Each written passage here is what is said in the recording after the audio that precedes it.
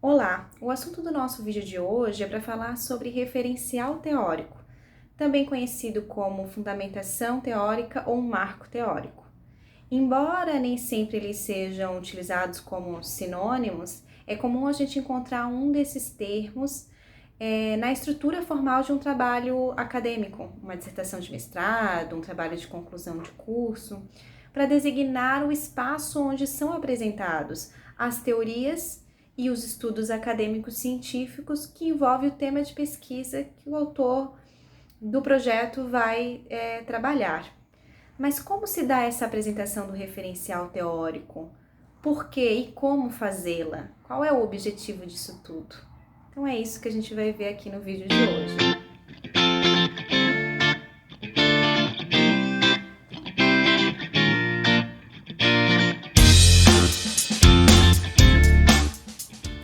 Primeiramente, é importante a gente não confundir referencial teórico com pesquisa bibliográfica como metodologia de investigação. O segundo, ele é um objetivo metodológico da sua pesquisa, ele é o núcleo pela qual o seu trabalho vai dar respostas ao seu problema de pesquisa e às perguntas de investigação. Vamos ver uns exemplos aqui desse segundo caso, que é a pesquisa bibliográfica como metodologia de investigação.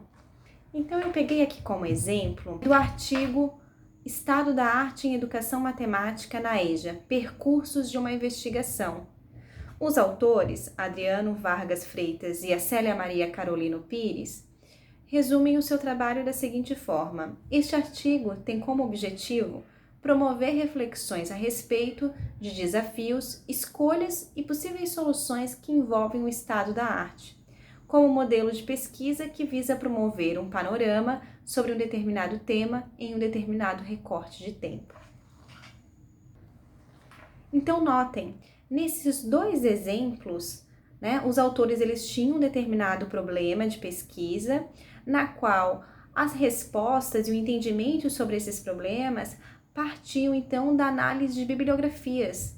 Eles não foram, por exemplo, a campo fazer observação dos sujeitos, como esses sujeitos se comportam, como esses sujeitos reagem a determinadas situações, ou não foram também fazer entrevistas ou aplicar um questionário com esses sujeitos. Enfim, eles não foram a campo coletar esses dados primários, não foi feito também algum experimento, e eles partiram então o quê? De uma revisão da literatura, a partir da literatura, buscar bibliografias que pudessem dar respostas a essas questões de pesquisa, ou seja, quais foram os avanços, os retrocessos, os antagonismos, quais são os desafios ainda hoje, que políticas permeiam isso, qual é o histórico isso, quais são as práticas sociais que essas bibliografias já nos dizem, já nos demonstram. Então, notem que é diferente, a gente vai ver agora que isso, a pesquisa bibliográfica como metodologia de investigação, ela é diferente do referencial teórico, que basicamente vai estar aí em todas as pesquisas. Hoje em dia é muito difícil uma instituição, um programa de pós-graduação, ou até mesmo a graduação lá no trabalho de conclusão de curso, tirar o referencial teórico como estrutura formal do trabalho. Normalmente, quase todas as instituições exigem que o estudante contemple no seu trabalho, mesmo que esse trabalho for um trabalho de campo, de observar os sujeitos, de coletar dados com esses sujeitos, mesmo que isso for um núcleo do metodológico da pesquisa, é exigido então que ele tenha sim um capítulo de referencial teórico. E aí agora a gente vai entender qual é a finalidade desse capítulo de referencial teórico para a pesquisa que seja uma pesquisa de campo, seja numa abordagem qualitativa, quantitativa, enfim, qual é a finalidade, como ele se situa nessa estrutura formal desse trabalho. Então vamos lá? Então eu diria que aqui a primeira finalidade do referencial teórico é apoiar na formulação do problema. né? Então a gente começa a desenvolver uma pesquisa a partir aí do delineamento do tema, do refletir sobre um determinado problema que a gente vive ou observa dentro dos nossos contextos. Então, o primeiro momento aí do referencial teórico é apoiar nisso, ou seja, dado que eu observei ou vivenciei determinado problema, o que é que a gente tem de bibliografia que fundamenta e ampara essa minha visão que eu vivo e que eu observo, né? Ou seja, outras pessoas já falaram sobre isso, que respostas eles estão dando a respeito desse problema? Que dados estatísticos, que dados históricos, que situações políticas, né, e envolvem esse meu problema de pesquisa, que outros pesquisadores já vêm falando. Que teorias dão respostas ou amparam esse meu olhar para algo que me deixa inquieta, em que eu observe, que vivencio sobre, vamos supor, a minha prática pedagógica, né? Então, no momento em que eu estou formulando o problema de pesquisa, aí eu recomendo que vocês assistam um vídeo sobre problema e objetivo de pesquisa. Vai estar aqui algum sinalizador nessa tela aqui para esse vídeo. Então, nesse momento em que vocês estão formulando esse problema de pesquisa, é importante que, em paralelo, se vá buscando amparo e fundamentação em bibliografias, né? O que outras pessoas já falaram a respeito, inclusive para a gente não reinventar a roda, né? Será que isso que eu vivencio já não foi amplamente discutido, né? Será que a partir desses estudos eu não posso reformular aquele problema, eu não posso encontrar uma outra questão que ainda está em aberto e que eu possa aí ampliar conhecimentos e práticas a respeito dele? Então é isso, acho que assim, o referencial teórico ele já vai começar a te apoiar nesse processo inicial que é a definição do seu tema de pesquisa, a formulação do problema. É começar a explorar esse universo. O referencial teórico pode ter como finalidade também apoiar nas pesquisas dedutivas. O que isso significa? Que eu vou partir então de um conjunto e do entendimento mais geral a partir de teorias, resultados de pesquisas acadêmicos científicas sobre o tema da minha pesquisa, e a partir disso eu começo a elaborar pressupostos e hipóteses nas quais eu vou testá-las dentro de um contexto, dentro de um universo de experimentação, de uma amplitude amostral, para verificar se essas hipóteses se confirmam ou não. Posso fazer isso, essa confirmação das hipóteses, tanto de maneira quantitativa, como estabelecer hipóteses e pressupostos que são qualitativos, onde eu vou buscar aí confirmações ou refutá-las de maneira qualitativa. Mas, novamente, eu parto então de um conjunto geral de conhecimento, né, socialmente construído, e elaboro as hipóteses e vou verificá-las dentro de um universo mais específico, né? Eu estabeleço ali um recorte para que eu consiga verificar essas confirmações ou não dessas hipóteses. Também o referencial teórico pode apoiar em pesquisas que são dedutivas, mas não necessariamente com o intuito de estabelecer pressupostos e hipóteses a priori a partir dessa literatura, mas sim apoiar nos seus procedimentos metodológicos que vão te dar subsídios para você ir a campo. Por exemplo, eu vou a campo observar aulas de professores de uma determinada escola para compreender o quanto essas aulas têm desenvolvido intencionalmente competências socioemocionais. Então, nesse sentido, eu posso partir da teoria, né, de modo que essa teoria dê subsídios para eu construir o meu olhar no momento da observação. Então, quando eu entro nessa sala de aula para observar essas práticas docentes e o quanto essas práticas têm conseguido desenvolver competências socioemocionais intencionalmente com os estudantes, eu preciso ter clareza do que eu estou definindo como competência socioemocional, né? De que teoria, de que especialistas eu me baseio e eu defino competências socioemocionais, para eu entender se esse professor que eu estou observando a aula, se nesse planejamento, se nessa aula, essas competências se desenvolvem ou não. Eu preciso ter uma base de referência para saber se aquilo se aproxima ou se distancia, né? Então, novamente, eu parto ali de um estudo aprofundado de teorias e de estudos que falam, vamos supor, sobre desenvolvimento de competências socioemocionais, trago essa teoria para a minha metodologia, para a construção, vamos supor, das perguntas da minha entrevista, ou das perguntas do meu questionário, ou dos indicadores para eu observar a aula, porque se eu for observar a aula, porque se você observar uma aula, eu vou observar algo, eu quero estar atento a determinadas coisas. E que coisas são essas, né? E de que, a partir de que pressuposto eu me baseio, né? Para eu dizer que aquilo que eu observo é ou não é competência socioemocional. Uma outra finalidade do referencial teórico é apoiar na análise e discussão dos dados. Aí eu vou trazer aqui duas distinções. Uma delas é apoiar na análise e discussão dos dados naquele exemplo que eu dei das pesquisas dedutivas, né? Onde eu fiz todo um estudo mais sistemático, mais rigoroso da literatura para estabelecer pressupostos e hipóteses, ou quando eu fiz todo esse estudo para amparar o meu olhar no processo metodológico de coleta de dados, né, para não só amparar esse meu olhar, mas também me apoiar nas conceituações, na construção desses instrumentos de coleta de dados. Então, quando eu vou lá para análise, novamente, eu posso recorrer, né, a esse referencial teórico para dar explicações para aquilo que eu encontrei a campo, para aquilo que eu observei.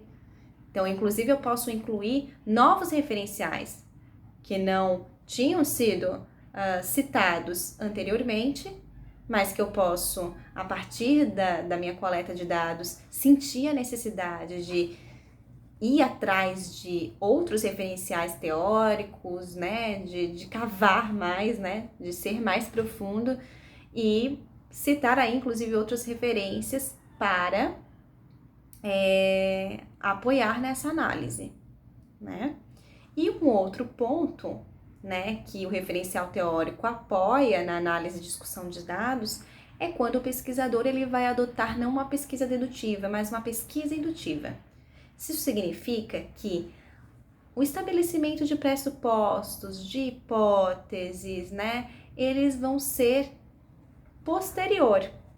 Ou seja, eu primeiro vou, de maneira muito mais aberta, a campo, coleto dados, né, observo sujeitos e depois, a partir disso, vão emergir categorias de análise ou emergir hipóteses, das quais eu vou, agora sim, fazer uma revisão de literatura, né?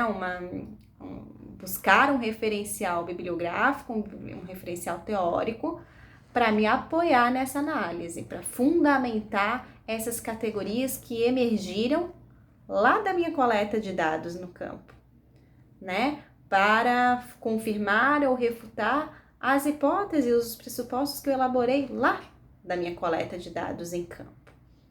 Então, eu parto agora do específico para o geral. Nessa abordagem de pesquisa que o pesquisador ele já adota realmente como ponto de partida uma pesquisa indutiva, que é muito comum nas pesquisas nas ciências humanas e sociais, e principalmente nas pesquisas que abordam, né, que tem como abordagem a pesquisa qualitativa, né, que é o terreno fértil aí do campo das ciências humanas e sociais, eles normalmente abordam esse tipo de pesquisa. E eu trago aqui uma tela para a gente dar uma olhada como é que é esse processo, né, de ir a campo lá, de olhar para esse contexto específico e ir para o geral. Essa tela é baseada no autor Creswell, que eu já citei aqui em outros vídeos. Esse autor ele vai nos dizer o seguinte, que pesquisas, né, que tem essa abordagem indutiva são parte de estudos qualitativos em que a teoria ou alguma explicação mais ampla torna-se o ponto final. Esse é um processo indutivo da construção a partir dos dados para os temas amplos e para um modelo generalizado da teoria. E aí ele mostra aqui pra gente essa pirâmide processual. Então, o pesquisador reúne informações, ele faz perguntas abertas aos participantes ou registra as anotações de campo. Posteriormente, esse pesquisador analisa esses dados a partir desses temas ou categorias que vão emergir lá, né, do campo e busca padrões amplos, generalizações ou teorias a partir de temas ou categorias. E por fim, o pesquisador faz as generalizações ou teorias, né, a partir das experiências passadas e da literatura. Indo já para o final do nosso vídeo, eu trago aqui algumas dicas, né, tanto no uso da teoria, quanto no uso de estudos, né, de científicos. Então, com relação ao uso da teoria, a gente precisa refletir o seguinte: que teorias fazem sentido ao problema de pesquisa que está sendo abordado? De que modo elas contribuem para fundamentar ou explicar o meu problema de pesquisa? Por quê? Quais as características da teoria que eu estou estudando? Ela é convergente com outras teorias? Em que aspectos elas convergem ou divergem? Nesse sentido, por exemplo, quando a gente fala de teorias da aprendizagem, né, a gente pode estar falando ali, né, de teorias como Piaget, Vygotsky e Vallon, em que, claro, elas têm coisas distintas, tem momentos que elas não vão, que elas vão divergir, mas tem muitas coisas que elas se entrelaçam, né, se integram, podem estar dentro, podem ser, aparecer dentro de uma mesma pesquisa acadêmica, né? Então eu posso desenvolver a minha pesquisa e estar utilizando esses 3 autores como referencial, né? E aí é importante que eu entenda isso, quais são as teorias em que eu consigo trabalhar com elas de maneira conjunta na minha pesquisa e aquelas que uma é completamente antagônica, que não faz sentido eu utilizá-las como referência para o meu problema de pesquisa. Uma coisa é eu trazer elas para fazer uma discussão crítica dessas diferenças e outra coisa é utilizar elas como solução para o meu problema. Essas duas são completamente opostas, né? É como eu querer desenvolver um currículo na minha escola que seja tanto um currículo conteudista e transmissivo, ao mesmo tempo que eu construo um currículo, né, a prática do currículo como construtivista, né, a partir do estudante como centro da aprendizagem. Então, eu tenho que observar que tem coisas que elas vão estar ali sendo antagônicas e que elas não vão juntas poder dar resposta necessariamente ao meu problema de pesquisa ou aos meus objetivos que eu propus ali. Então, deve-se tomar também esse cuidado. Já quando se trata dos estudos, né, científicos, a gente coloca aqui, podemos refletir sobre eles da seguinte forma: esses estudos fazem sentido para o contexto em que a minha pesquisa está inserida? De que forma os dados e resultados desses estudos contribuem para eu compreender a minha realidade? Esses estudos estão fundamentados por quais teorias? Relação entre o estudo, dados e estatísticas com teorias. Quais abordagens metodológicas esses estudos adotaram? Eles se aproximam ou apoiam os procedimentos metodológicos adotados na minha pesquisa? Então, fica aqui algumas perguntas para você refletir no momento em que você vai fazer essa busca na literatura, onde você vai fazer essa exploração, esse levantamento bibliográfico. Enfim, como se dá essa narrativa? Como se dá essa escrita do referencial teórico, né? Primeiro de tudo, eu preciso entender o que eu quero falar nesse referencial teórico. Qual é o objetivo dele para minha pesquisa, né? Que respostas eu quero dar com esse referencial teórico? O que eu quero apresentar para o leitor esse referencial teórico? E aí isso precisa estar muito claro. Porque, por exemplo, muitos estudantes que eu orientam falam: ai, professora, eu não achei nenhuma pesquisa recente aí dos últimos 2, 3 anos sobre a minha pesquisa, eu não acho nada, basicamente nada, eu só achei um livro, 1 ou 2 livros que falam, que envolvem o meu tema de pesquisa, né? E aí é preciso a gente fazer aqui um processo de refletir sobre isso. Opa, hoje, no mundo de hoje, século XXI, com muitos grupos de pesquisa, muitos institutos espalhados, né, de pesquisa espalhados no mundo inteiro, e eu só encontrei 1 ou 2 livros a respeito, ou eu não encontro nada recente também, né, eu encontro só coisas antigas, não encontro nada recente sobre o meu trabalho. E aí, nesse sentido, é preciso ter um processo claro e um planejamento sobre quais são as palavras, os termos chaves que eu estou utilizando para fazer essa busca. Para fazer essa busca na literatura. Quando eu jogo lá nos bancos de dados da internet, quando eu vou a uma biblioteca, de que maneira eu estou fazendo essa busca, né? Para eu não encontrar nada recente. E aí eu vou dar um exemplo aqui. Por exemplo, a gente pode utilizar como termo-chave para abordar o tema de pesquisa que tem o assunto sobre formação de professores. Eu posso, vamos supor, ir lá e buscar nos bancos de dados com o termo treinamento de professores. Ou eu posso buscar com capacitação de professores. Ou com o termo formação de professores. Quando eu coloco cada um desses termos aqui, eu vou encontrar diferentes artigos. Possivelmente, para treinamento de professores, eu vou encontrar pouquíssimas coisas.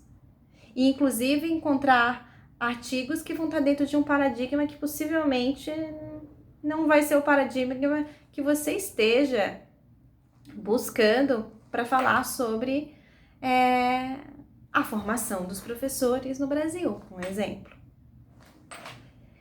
Então, esse termo ele precisa ser muito bem pensado. Capacitação de professores, por exemplo, que você possivelmente vai encontrar mais artigos, ele é um termo, esse termo capacitação, que vem sendo descontinuado, porque ele reflete um paradigma de ensino-aprendizagem que não é mais um paradigma que vem sendo aceito atualmente no século XXI, que é um paradigma transmissivo, conteudista, né?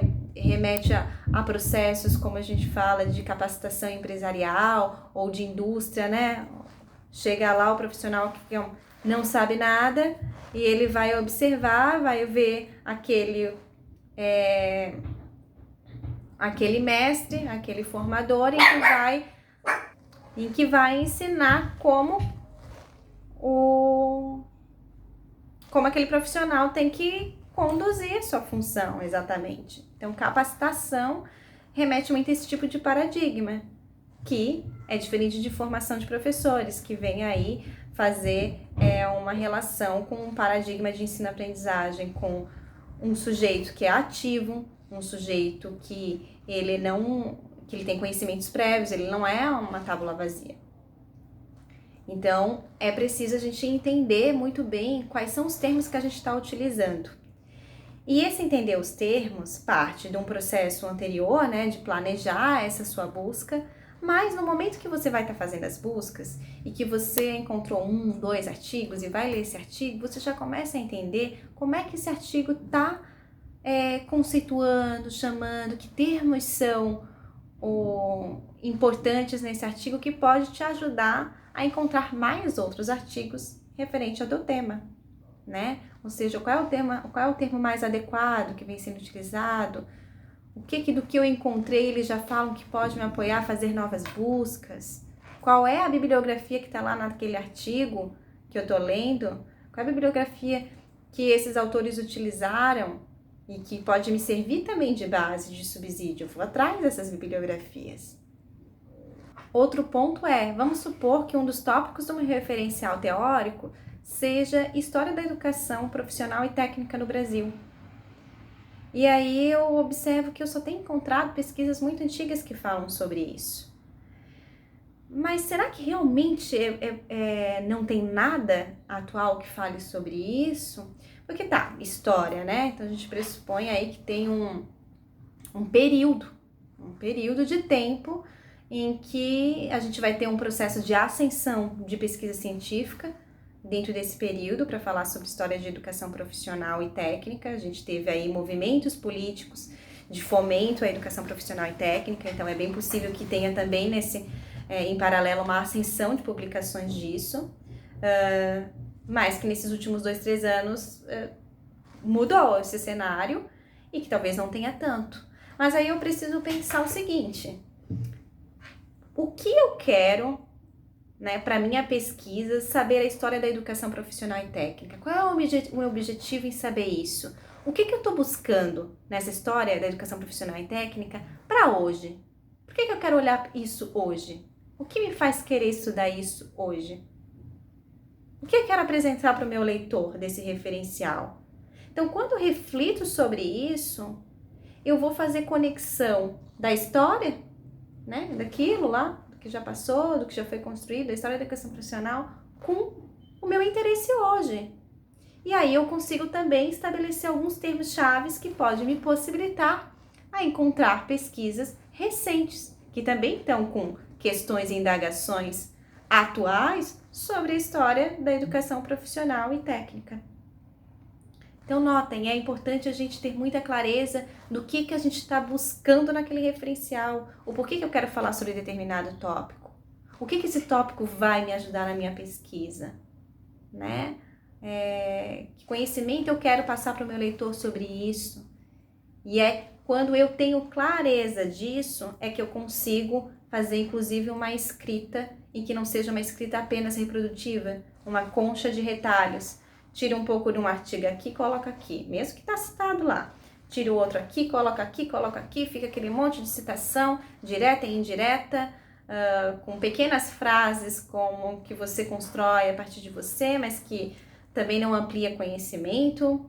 Então, quando eu consigo ter mais clareza do que eu quero com aquele referencial, qual é o objetivo, o que eu quero ampliar, o que eu quero passar para o leitor, eu consigo trazer, né, essa leitura que eu faço dessas bibliografias para uma análise mais crítica, para um olhar mais crítico, para uma intersecção com os meus objetivos, né?